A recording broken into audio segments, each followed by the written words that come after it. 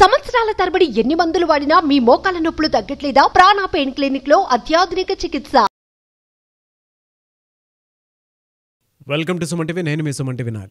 కోల్కతా ఇన్సిడెంట్కి సంబంధించి సందీప్ ఘోష్ అతను చెప్పినటువంటి విషయాలు ఏంటి అనేది ఇప్పటివరకు బయటికి రాలేదు కాబట్టి ఆ డేటాని ఈరోజు మనతో పాటు రివీల్ చేయడానికి హైకోర్టు అడ్వకేట్ రవీంద్రనాథ్ గారు ఉన్నారు. దాంతోపాటు సంజయ్ రాయ్ అతను జైల్లో ఏం కోరుకుంటున్నాడు అనేటువంటి దానికి కూడా దానికి సంబంధించినటువంటి information and already Mamata Banerjee ఒక లెటర్ రాయటం జరిగింది, అంటే సెకండ్ టైం కూడా లెటర్ రాయటం జరిగింది. దానిపైన ఫస్ట్ టైం మోదీ గారు కూడా స్పందించడం జరిగింది. ఆ డేటా ఏంటి అనేది ఈరోజు మనతో పాటు రవీంద్రనాథ్ గారు మాట్లాడడానికి తెలుసుకుందాం. Hello sir. హాయ్ అండి నాగరాజ్ గారు. సార్, జస్టిస్ అనేటువంటి పాయింట్లోకి వచ్చేటప్పటికి ఈ విషయంలో కొన్ని విషయాలు బయటకు వస్తున్నాయి, కొన్ని విషయాలు బయటికి రావటం లేదు. కోర్ట్ ట్రయల్స్లో ఉన్నాయి, జ్యుడిషియల్ కస్టడీలో వాళ్ళు ఉన్నారు, అతను జైల్లో ఉన్నాడు. ఇతనికి సంబంధించినటువంటి వాటిల్లో ఎప్పుడైతే సందీప్ ఘోష్కి సంబంధించినటువంటి డాక్టర్గా అర్హుడు కాదు అనేటువంటి విషయాన్ని కూడా తేల్చి చెప్పేయటం జరిగింది. అయితే సందీప్ ఘోష్ పరిస్థితి ఏంటి, ఏ విధంగా ఉండే అవకాశం ఉంటుంది, జస్టిస్ ఎప్పుడు వచ్చే అవకాశం ఉంటుందనుకోవచ్చు మనం? RG Kar medical college ex vice principal అయినటువంటి సందీప్ ఘోష్ గారిని ఆల్రెడీ ఆగస్టు 9న ఆయన కస్టడీలో తీసుకున్నారు. ఇప్పటివరకు ఆగస్టు 13వ తేదీ సిబిఐ కస్టడీలో తీసుకున్న తర్వాత అప్పటి నుంచి ఇప్పటికి సుమారుగా 14 రోజుల పాటు ఇంటరాగేషన్ జరుగుతుంది. సుమారుగా 140 గంటల పాటు సందీప్ ఘోష్ మీద ఇంటరాగేషన్ చేయడం జరుగుతుంది. అయితే ఈ రోజు వరకు మనకు సందీప్ ఘోష్కు సంబంధించినటువంటి ఎటువంటి విషయాలు బయటికి రాలేదు. అయితే కొన్ని కీలక అంశాలు ఈరోజు మన వెలుగులోకి వచ్చి దాన్ని మనం చర్చించుకునే ప్రయత్నం చేద్దాం నాగరాజ్ గారు. ఇందులో ప్రధానంగా చెప్పుకోవాల్సింది ఆ రోజు ఏదైతే సంఘటన జరిగిందో ఆగస్టు 9వ తేదీ జరిగిన సంఘటనకు సంబంధించి ఉదయం మార్నింగ్ 9:30 మొట్టమొదట ఒక ఫస్ట్ ఇయర్ పీజీటీ విద్యార్థి చూశాడని మనకు అక్కడ తెలిసిన విషయాన్ని. దీనికి సంబంధించి పోలీసులు కంటిన్యూ ఇంటరాగేషన్ చేస్తున్న సందర్భంలో ఈ విషయాలు మీరు ఎప్పుడు తెలిసాయి, ఎలా తెలిసాయి అనే విషయానికి స్పందిస్తూ సందీప్ ఘోష్ చెప్పినటువంటి వివరాలు నేను మీతో పంచుకునే ప్రయత్నం చేస్తాను. అతను చెప్పిన వివరాలు ఎలా ఉన్నాయంటే, సందీప్ ఘోష్ చెప్పిన వివరాలు 10 గంటలకి చెస్ట్ డిపార్ట్మెంట్ అంటే రెస్పిరేటరీ సిస్టమ్ ఆ యొక్క ప్రొఫెసర్ అయినటువంటి సుమిత్ రాయ్ అతను నాకు ఫస్ట్ ఫోన్ చేశారు. మార్నింగ్ 10 గంటలకి నాకు ఫస్ట్ కాల్ వచ్చింది. 10 గంటలకు వస్తే నేను ఆ కాల్ని అటెండ్ చేయలేదు, నేను వేరే పనులు ఉండడం వల్ల నేను ఆ కాల్ చూసుకోలేదు. మళ్ళీ 10:20 నేను ఆ కాల్ చూసి మళ్ళీ కాల్ బ్యాక్ చేశాను. అప్పుడు సుమిత్ రాయ్ నాకు చెప్పిన విషయం ఏంటంటే, మన కాలేజీలో ఒక ఇన్సిడెంట్ జరిగింది, ఒక దుర్ఘట సంఘటన జరిగింది, మీరు ఇమీడియట్గా కాలేజీకి రండి అని చెప్పడం జరిగింది. నేను హుటాహుటి నా 10:20 నాకు ఫస్ట్ కాల్ వచ్చింది. నేను అక్కడ నుంచి నేను అన్ని కంప్లీట్ చేసుకొని నేను వెళ్ళేసరికి 11 గంటలైంది. 11 o'clock నేను ఫస్ట్ కాలేజీకి అటెండ్ అయ్యాను అని చెప్పడం జరిగింది. అయితే ఉదయం 9:30 నుంచి 11 గంటల వరకు మీరు ఎక్కడున్నారు, ఎవరెవరితో మాట్లాడిన విషయాల మీద కూడా సిబిఐ పూర్తిగా ఇంటరాగేషన్ చేసింది. అయితే సిబిఐ ఇంటరాగేషన్లో తను చెప్పింది ఏంటంటే, నాకు తెలిసిన యాజ్ ఏ ప్రిన్సిపల్గా నేను అక్కడికి వెళ్ళిన తర్వాత నేను ఏం మాట్లాడాను అన్న విషయం మీద ఈ విషయం 9:30 ఫస్ట్ ఇయర్ స్టూడెంట్ చూశాడని నాకు తెలిసింది. తర్వాత ఇమ్మీడియట్గా అవుట్ పోస్ట్కి ఇన్ఫార్మ్ చేయడం జరిగింది. అంటే కాలేజ్ బయట ఉన్నటువంటి అవుట్ పోస్ట్కి ఇన్ఫార్మ్ చేయడం జరిగింది. 9:35 చెప్పడం జరిగింది. 9:40 అవుట్ పోస్ట్లో ఉండే పోలీసు అందరూ కూడా ఈ సంఘటన స్థలాన్ని చేరుకున్నారు. నాకు తెలిసిన ఇన్ఫర్మేషన్ చెప్తున్నాడు ఆయన. 9:40 పోలీసులు అక్కడ చేరుకున్నారని.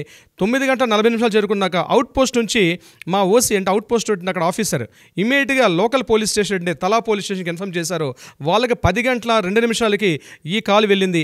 అక్కడ పోలీస్ స్టేషన్లో రికార్డ్స్ ప్రకారం GDI అంటారు, జనరల్ డైరీ ఇన్ఫర్మేషన్ 542 అనే సంఖ్య. ఇప్పుడు మనకి ఎలా అయితే ఇక్కడ 100 నెంబర్ ఎలా ఉంటుందో పోలీస్కి మనం ఎలా కాల్ చేస్తామో, వెస్ట్ బెంగాల్లో ఫస్ట్ పోలీస్ స్టేషన్కి వచ్చే ఇన్ఫర్మేషన్ని GDI డైరీలో రాస్తారు. అంటే general information diary, general diary information అంటారు, లేదా జనరల్ ఇన్ఫర్మేషన్ డైరీ అంటారు, జనరల్ డైరీ ఇన్ఫర్మేషన్ అంటారు. అంటే ఫస్ట్ నమోదైనటువంటి నెంబర్ అది 542గా ఆ సంఖ్య నమోదైంది. అది మాకు 10:03 చేరుకుంది అని వాళ్ళు చెప్పడం జరిగింది. నేను వెళ్ళేసరికి 11 గంటలైంది అని సందీప్ ఘోష్ వివరించడం జరిగింది. అయితే ఇక్కడ సిబిఐ వాళ్ళు చెప్తున్న ఇన్ఫర్మేషన్ ఏంటంటే, ఈ మధ్యలో అంటే మీకన్నా పోలీసులు ముందు వెళ్ళారు, పోలీసులు వెళ్ళే సమయానికి మీరు వెళ్ళే సమయానికి ఎందుకు ఇంత గ్యాప్ ఉంది అంటే, మీరు కావాలని చేశారా, లేకపోతే మీకు తెలిసిన ఇన్ఫర్మేషన్ మీరు ఈ మీన్వేల్ మీరు ఎవరెవరికి కాల్స్ చేసిన విషయం మీద కూడా చాలా సందర్భాల్లో ఇంటరాగేషన్ జరుగుతున్నాయి. అయితే ఇక్కడ అంటే ఏది తనకి ఇన్ఫర్మేషన్ వచ్చిన 10:20 నుంచి 11 గంటల వరకు మధ్య 40 నిమిషాల్లో ఎవరెవరికి కాల్స్ చేశారు, ఆల్రెడీ పోలీసులు వస్తున్నారని తెలిసి కూడా వాంటెడ్లీ 40 నిమిషాలు లేటుగా ఎందుకు వెళ్ళారనే విషయం మీద ఇతను రకరకాల కథనాలు వినిపిస్తున్న ఉద్దేశంతో ఇతనికి పాలిగ్రాఫ్ టెస్ట్ చేయడం జరిగింది. అయితే ఇతను చెప్పుతున్నటువంటి అసంబద్ధమైనటువంటి సమాధానాలు పోలీస్ ఇంటరాగేషన్లు సిబిఐ వాళ్ళు సంతృప్తి చెందక, ఎందుకంటే ఇదే టైంలో ఉన్నటువంటి ఆ పీజీటీ విద్యార్థులు ఇంటరాగేట్ చేశారు.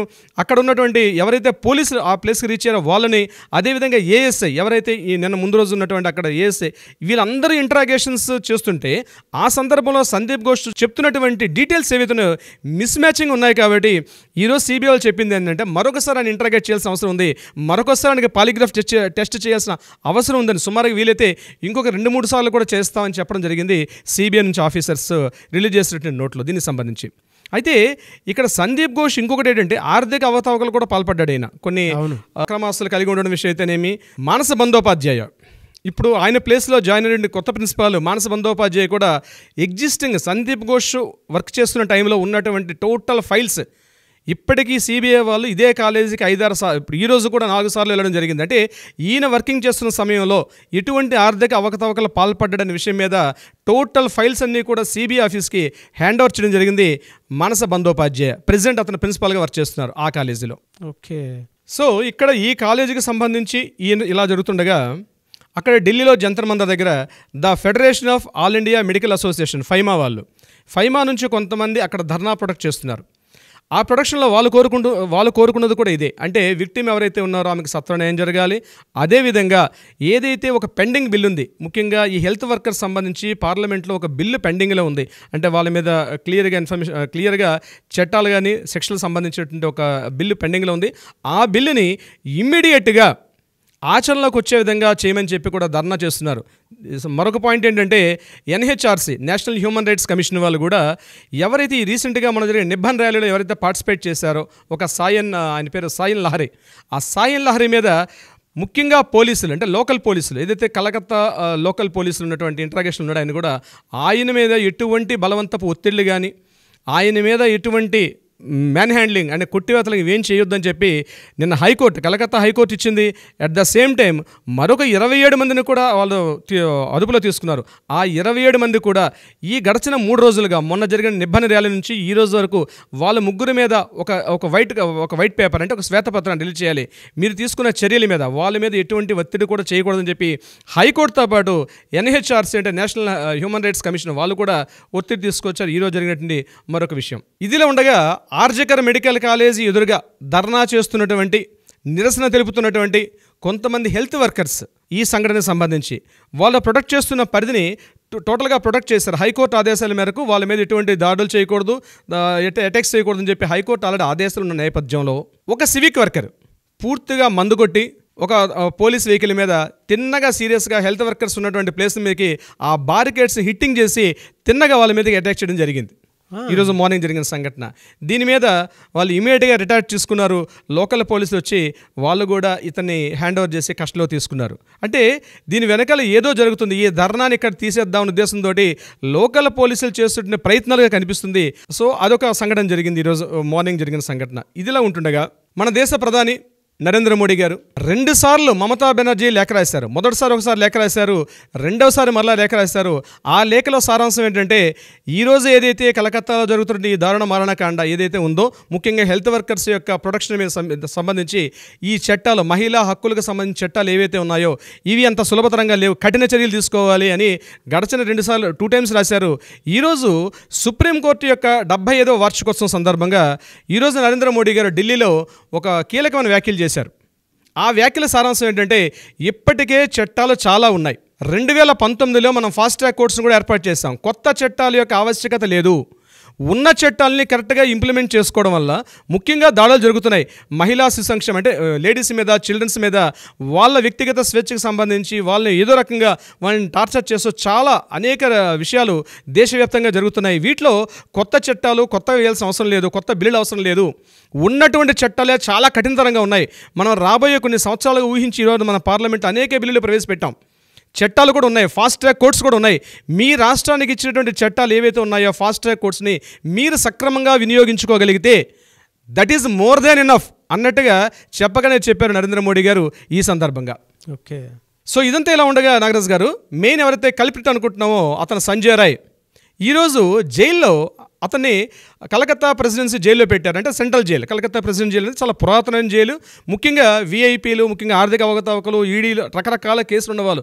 ఈయనని ఏ బ్యారెక్లో పెట్టారంటే ఈయనతో పాటు పార్థా చటర్జీ, మహామహులు అంటే వాళ్ళ అక్రమాలు చేసి అన్యాయాలు చేసి ఆల్రెడీ అలిగేషన్స్లో ఉన్నటువంటి అంటే నేరారోపణలు ఎదుర్కొన్నటువంటి కొంతమంది వీఐపీల పక్కన ఈ సంజయ్ రాయ్ బ్యారెక్ని కూడా పక్కనే పెట్టారు. అయితే ఈయనతో పాటు పక్కన ఎవరిని కలిసే అవకాశం లేదు.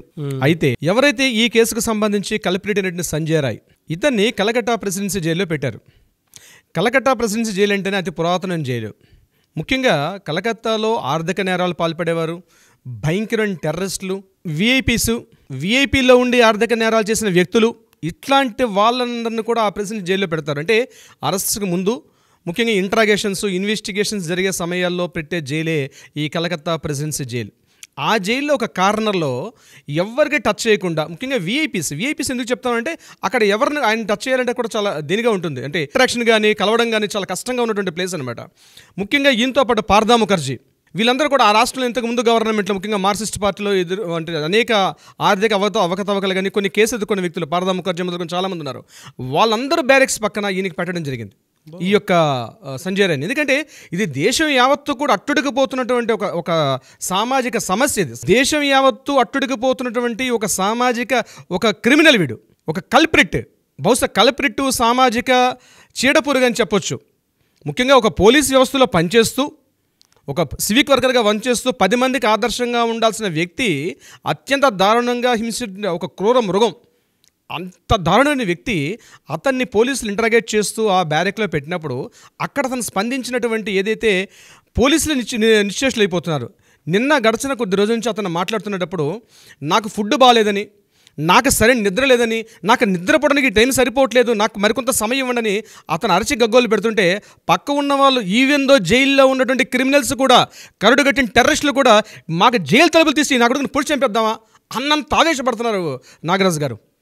అటువంటి వ్యక్తి నాకు పోలీసు వచ్చి ఇంటరాగేషన్ చేస్తుంటే నాకు స్లీపింగ్ ఈ టైం సరిపోవట్లేదు, మీరు ఇస్తున్న ఫుడ్ నాకు సరిపోవట్లేదు, నాకు ఎగ్ బిర్యానీ కావాలి, నాకు నూడిల్స్ కావాలి, వాటి డిమాండ్స్, వాటి చేస్తున్న డిమాండ్ ఆ పక్కన ఉన్నటువంటి ఆ జైల్లో ఉన్న క్రిమినల్స్గా అసలు చాలా కోపం వస్తుందట. మీడియా మొన్న లోపలికి వెళ్ళి అంటే ఏదో సందర్భంగా మీడియా లోపలికి వెళ్తే ఆ వాళ్ళకు కూడా అసహ్యం కలిగించే అంత ప్రవర్తన చేయాలి వాడి తీరు. అంటే ఇదంతా దేనికండి? వాడిని ఆ కవితా సర్కార్ ఆ రకంగా వాడిని వెనకేసుకొని రావడమా, లేదా మన చట్టాల కాస్త నిర్లిప్తత దేనికి దారితీస్తుంది? సంజయ్ యొక్క ప్రవర్తన రకంగా మొన్నటి వరకు వాడు ఒక కళ్ళల్లో భయం కనిపించేది. ఎప్పుడైతే కవితా సర్కార్ వాడికి ఉరిశిక్ష లేదు, యావజ్జీవ కారాగార శిక్ష చాలు అని ఎప్పుడైతే స్టేట్మెంట్స్ బయట రిలీజ్ చేస్తుందో ఆ కల్ప్రిట్ యొక్క హావభావాలు మారుతున్నాయి. ఇది సిబిఐ వాళ్ళు పరిశీలిస్తున్నారు, కానీ రేపు పోలీస్ ఇంటరాగేషన్కి వచ్చేసరికల్లా మనకు పూర్తి విషయాలు బయటకు వస్తాయి. కానీ చిన్న చిన్న విషయాలు బయటకు వస్తుంటేనే యావత్ దేశం అండి డ్యూటీస్ మానుకున్నారు హెల్త్ వర్కర్స్.